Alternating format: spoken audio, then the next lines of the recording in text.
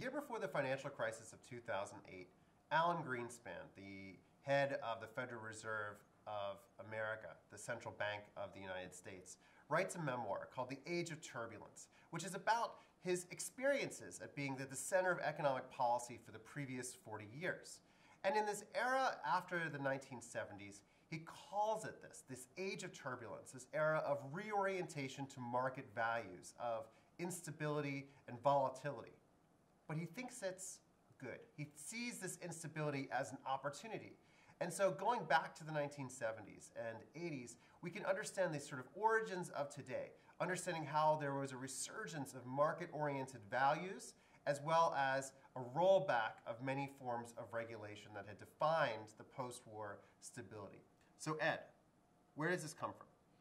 Well, the idea that instability is good and that markets themselves can replace many of the functions that governments had been carrying on, particularly in the United States since the time of the New Deal, is actually a case in which an idea, a philosophy, an economic kind of ideal is implemented first outside the United States, it's tested there, and then it's brought back to the United States. And we can see this really first taking shape in Chile, in South America, in the wake of a 1973 right-wing coup that opens an opportunity for dozens of economists, many of them from University of Chicago. They become known in Chile as the Chicago Boys, to come down and start to direct the shift of the economy and the government's role in the economy in Chile along the idealized lines that they themselves had been developing as theory for the last 30 or 40 years. So what they do in Chile is they take all sorts of activities that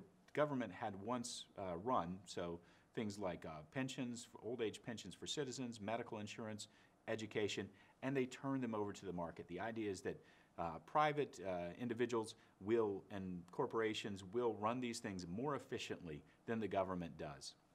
And that comes in turn from the theories of a series of economists, probably the most prominent of which is the Austrian economist Friedrich Hayek, who argued that the market itself was a kind of giant computer in which information was always being processed by thousands and even millions or billions of actors in the economy. And that information about supply and demand is pushed back and forth through the signaling devices of prices. And so this is at odds with the sort of feelings of post-war corporate leaders, right, who saw the market as something to be avoided, right, as something that was a source of instability and danger coming out of their experiences of the 1930s. But now we see that experience or theorized away. Yeah, they and government planners alike wanted predictability. They wanted to know, the corporate actors wanted to know what the markets were going to be like, how many widgets they were going to be able to sell in the next quarter. And government actors, on the other hand, wanted to be able to predict and ensure full employment because, of course, that helps you to win elections, among other things.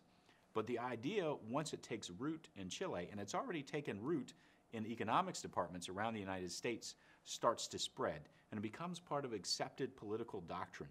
It becomes part, for instance, of the doctrine of the IMF, the International Monetary Fund, which starts to push other countries around the world, countries which owe money to the IMF and the World Bank, to change their economies along the lines of what Chile had gone through already. And of course, the IMF comes out of the Bretton Woods system of the post-war. It was an agency that had existed to create stability, sort of replicating that American macroeconomy globally. But now it's replicating a very different kind of imagination of the American economy, one that actually doesn't exist yet, but they're imagining and trying to create in the form of these new austerity measures.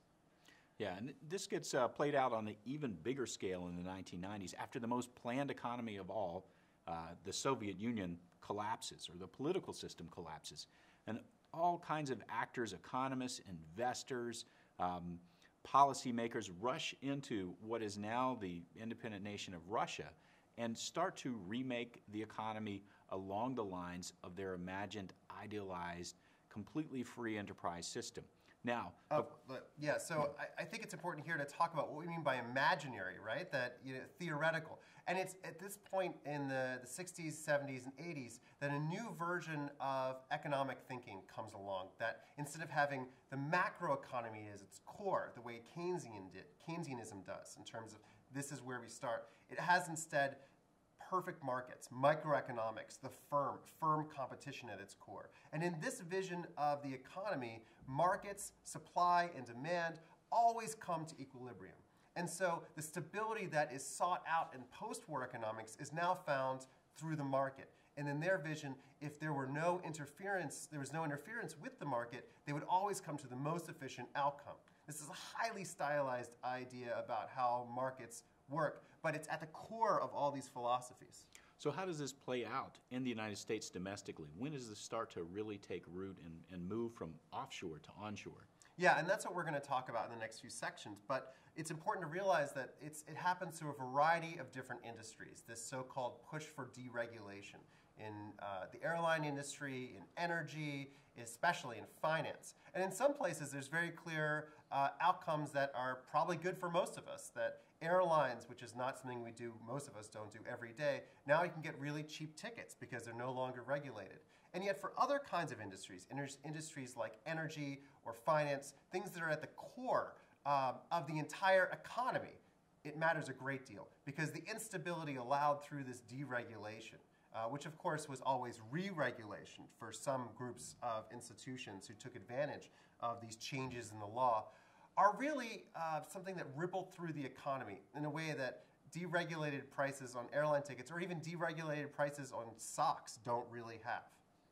Yeah, a lot of critics would come to charge that both overseas and in the United States, what was really happening was that the shift from a managed economy or a managed sector of the economy to a supposedly deregulated status for that same sector was really just an opportunity for those with political connections to take a huge slice off the top of the market, to grab a piece of the action, a huge piece of the action for themselves. And certainly you could look at what happens in post-Soviet Russia as a great example of that.